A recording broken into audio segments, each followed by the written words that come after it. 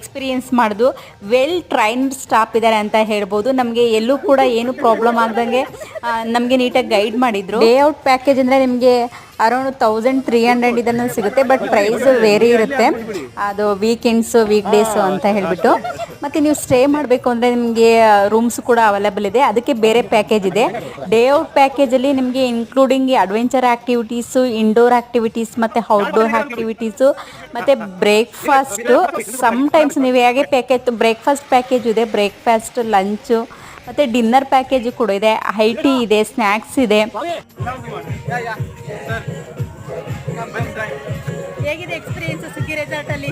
ತುಂಬಾ ಚೆನ್ನಾಗಿದೆ.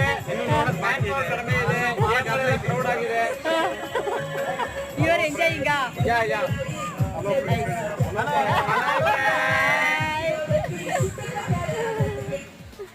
ನಾವು ಯೂಟ್ಯೂಬ್ಗೆ ಬರ್ತೀವಿ ಅದಕ್ಕೆ.